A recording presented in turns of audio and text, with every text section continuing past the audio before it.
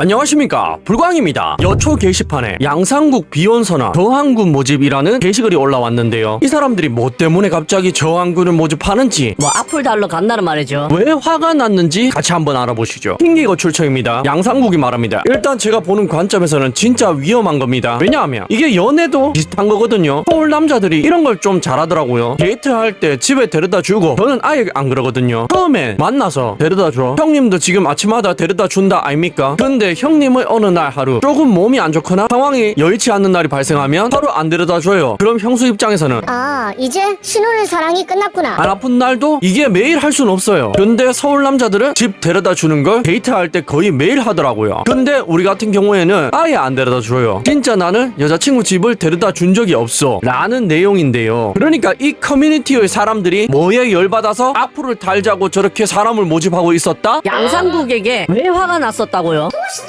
여자친구를 데이트 끝날 때 하루 데려다 주지 않는 저 모습이 화가 나서 그랬던 겁니다. 여기 댓글 보세요. 나도 데려다 주는 거 비효율적이라 굳이 싶은 사람이긴 한데 말을 왜 저렇게 해? 아 다르고 어 다른 건데. 요새 여기저기 많이 나오던데 오래 못 가겠다. 여자친구 걱정도 안 되나요? 그런 모욕을 당하면서 괜찮다는 여자는 누군데? 라는 반응을 보이고 있는데요.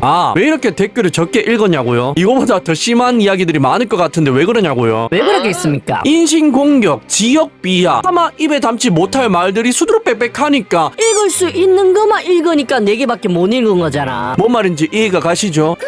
그렇습니다. 참 이상하지 않습니까? 여기 커뮤니티를 이용하시는 분들 중에 글을 쓴 사람들, 그리고 게시글을 쓴 글쓴이는 왜 화가 나 있습니까? 화가 날 이유가 없지 않습니까? 아니, 정 그렇게 집까지 안 데려다 주는 게 마음에 안 든다면 자기가 직접 차를 몰고 데이트 장소까지 갔다가 주차해놓고 데이트가 끝난 뒤에 그 차를 타고 오면 되잖아요. 차가 없다면 데이트 장소까지 대중교통을 이용해서 갔다가 똑같은 방법으로 돌아가면 될 텐데 왜 화가 나 있죠?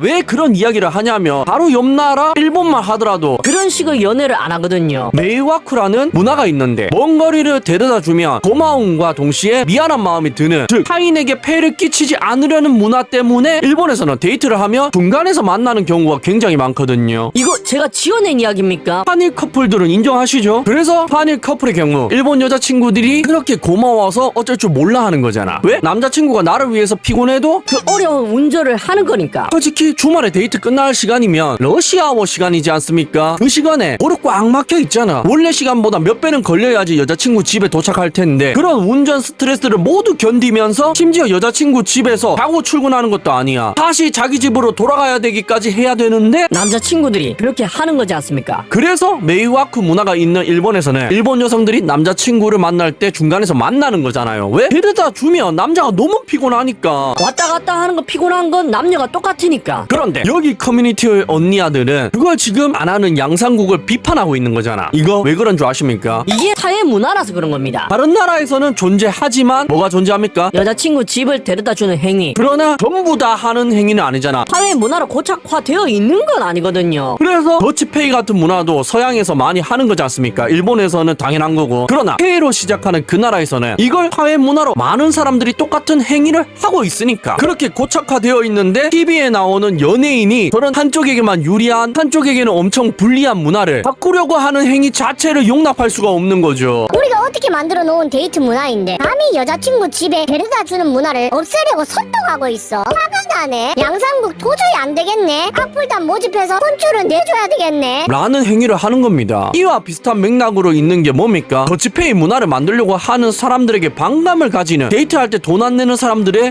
분노. 이거와 똑같은 맥락이지 않습니까? 이해를 못하시는 분들을 위해서 직접적인 예시를 보면서 설명을 해드리겠습니다. 데리러 가고 데려다 주는 문제로 싸웠습니다. 같은 학교인데 전 학교 주변에 자취를 하고 여자친구는 본가에서 다니고 있습니다. 남자가 직장이 있고 여자친구가 학생인 그런 신분이 아니라 둘 다 학생이죠. 여자친구 본가는 차로 30분 정도 걸립니다. 저는 자차가 있으나 빌라에 거주 중이라 이중 주차로 인해 차를 움직이는데 제약이 있습니다. 밤까지 없던 차가 새벽에 들어와 있다던가 아예 주차 자리가 없는 경우도 있습니다. 새벽에 이중 주차가 되어 있으면 빼달라고도 못하고 그냥 택시를 태워보내는 일도 있었습니다. 이 지역에 예쁜 카페나 맛집, 관광지, 놀거리가 학교 주변에 집중되어 되어 있습니다. 여자친구 집 근처에서 만나려고 몇 번 갈만한 곳을 찾아도 보고 가자고 해봤는데 자기 집 주변은 재미없다고 결국 대부분의 데이트는 학교 근처로 오게 됩니다. 그리고 사건은 얼마 전 학교 근처 카페 골목을 가기로 한 날 생겼습니다. 여자친구가 점심때 이 근처로 올 일이 있다고 해서 거기서 조금 걸어서 갈 수 있는 카페 골목을 가기로 했습니다. 여자친구가 볼일 보는 사이 저는 가는 길에 있는 상점에 들를 테니 그 앞에서 만나자고 이야기했습니다. 그랬더니 2시간 가까이 대화를 안 하려고 해서 나중에 이야기를 들어보니 동선 낭비를 안 하려고 하는 게 느껴진다면서 서운하다고 하더라고요. 다음날 또 이걸로 이야기하니 제가 평소에 본가로 픽업 올 생각을 안 한다는 게 더 싫다고 하네요. 이런 상황에서 약속을 잡는데 픽업을 가는 게 일반적인 건가요? 데려다 주는 건 보통 차로 집까지 갔다 오는 경우가 많습니다. 일전에 비슷한 문제로 말한 적이 있어서 최대한 마중 나가고 데려다 주는데 본가 픽업까지 해달라는 건 이해가 안 되네요 라는 게시물이 있는데 왜 저런 경우가 생기는 줄 아십니까? 저 여자친구가 왜 서운해하는 줄 아세요?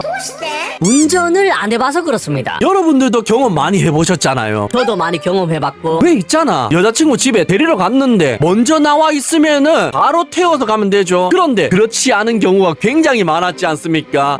좀 이따 나갈게. 잠시만 기다려줘. 하고 10분 뒤에 나오잖아. 넌 좀 맞아야 되겠다. 되도록이면 그렇게 정차를 오래 할 수 있습니까? 불가능하지 않습니까? 그리고 이런 경우가 한두 번입니까? 아니잖아. 그렇게 해서 여자친구가 10분 20분 늦게 나오는 동안 그 동네를 빙빙 돌아본 게 한두 번이 아니잖아요. 다들 경험해 보셨죠? 그런데 왜 그렇다고요? 여자친구가 운전을 안 해봐서 그렇다니까. 그래서 되도록 정차하는 게 얼마나 위험한지, 쌍꺼풀 키고 있는 게 얼마나 심리적 압박을 받는지. 운전면허를 따도 장롱 면허니까 모른다고요. 근데 이걸 운전해본 여자라면 다들 알잖아. 대도로에 갓길에 10초만 정차해놔도 뒤에서 빵빵대고 난리 핀다는 걸 인지를 하잖아.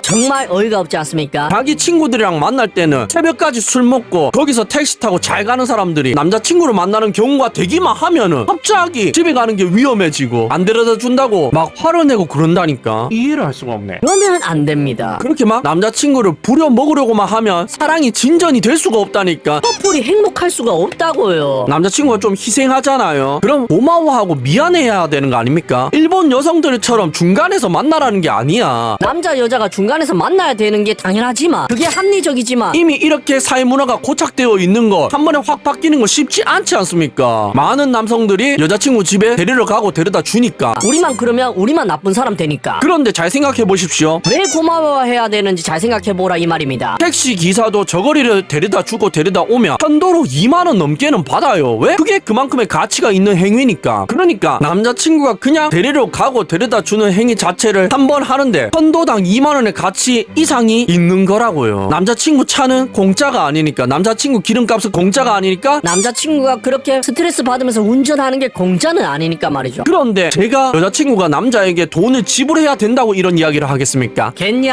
겠냐고. 그냥 사랑하는 사이면 서로 희생해야 되는데, 서로 고마워해야 되는 건데 그걸 당연시 여기니까 이렇게 이야기하는 거지 않습니까? 돈을 내라는 게 아니야. 고마워해라니까. 감사해해라니까. 그걸 남자친구한테 표현을 해라니까요. 공성 낭비 안 하려고 별짓 다 한다면서 남자친구 꼽이나 주지 말고. 여러분들 당연한 건 없습니다. 제가 왜 이런 이야기를 하는 건지는 예시를 보면서 설명드릴게요. 여기 헝가리 산모 한우조리 식단인데 여기 식단들이 보이십니까? 그리고 여러분들이 상상해보세요. 만약에 이 식단이 K로 시작하는 그 나라에서 산모에게 주는 식단이었다면, 이게 SNS 계정에 올라왔다면 어떤 상황이 벌어질 것 같습니까? 이 게시물 바로 1000만 뷰 찍었다니까. 그리고 이 남편은, 이 식단을 준 남편은 K로 시작하는 그 나라에서 사회적으로 매장됐겠지. 얼굴도 못 들고 댕길걸요. 왜? 신상 다 털렸으니까. 그런데 그 나라에서는 그 정도 센세이셔널한 사건이 발생할 경우인데도 외국에서는 당연하다고. 한우조리 외감 안 아프면 병원에서 그날 퇴원할 수도 있는 거지. 2-3일 뒤에 다시 직장으로 출근할 수도 있는 거지 라고 생각하는 게 되게 보편적인 거라니까. 그러니까 여기 기사를 보세요. 외신이 경험한 K국의 산후조리원 왜 출산율이 낮은지 설명돼 라면서 뉴욕타임즈에서 K국의 산후조리원 문화 그 가격에 대해서 신랄하게 비판한 기사를 실은 적이 있지 않습니까? 왜? 미국에서는 없는 문화니까. 2주에 800만 원 쓰는 거는 사치니까 그랬던 거지 않습니까? 근데 어떤 나라에서는 이걸 당연하게 생각한다니까. 여러분들 당연한 건 없습니다. 미국같이 GDP가 높은 나라에서도 2주에 800만 원 쓰는 거는 사치라고 생각한다니까. 그래서 저출산이 발생한 거라고 이해를 해버린다니까. 그래서 그렇게 보도한 거잖아. 뉴욕타임즈가 구멍가게 신문사는 아니지 않습니까? 그런데 어떤 나라는 이걸 당연하게 생각하고 있다니까. 남편이 당연히 돈을 지불해야지. 시어머니가 돈을 지불해야 되는 거 당연하지 않나? 라고 생각하는 거와 동시에 가격이 싼 등급이 낮은 산후조리원에 보냈다고 오히려 화를 낸다니까. 몇백만 원을 들여서 보내도 화를 내는 산모들이 그렇게 많다고요. 그런 건 아닌데 그런 산모들이 꽤 있다 이 말입니다. 이해를 할 수가 없네. 참 사랑이라는 게 서로가 서로에게 감사하면서 살아야 되는 건데 그렇게 사랑만 해도 행복이 유지되는 게 굉장히 어려운데 한쪽에서는 받는 거를 당연시 여기고 한쪽에서는 희생하고 있는데도 고마운 감사함을 받지 못하는 이런 사회 문화를 형성하려는 사람들이 꽤 보인다니까. 서로 사랑하면 애를 키우는 것 자체를 감사해 여기야 되는데 남편을 희생해 고마워하고 그래야 되는 건데 그렇지 않은 사람들이 꽤 보이잖아. 물론 대부분의 사람들은 그렇지 않습니다. 애 키우는 것 자체를 축복으로 생각하고 남편이 외벌이 하는 거나 희생하는 거에 대해서 굉장히 감사해 해요. 그러니까 사회가 굴러가는 거지 않습니까? 불만만 가진 사람들이 많으면 이미 사회가 무너졌겠죠. 그런데 그런 사람들이 보면 현타가 온다는 거야. 남자들이 여자친구에게 하는 희생에 대해서 당연하게 여기는 걸 사회 문화로 자꾸 만들려고 하는 사람들이 있으니까 말이죠. 꿈속에서 깨어날 시간입니다. 레드 썬.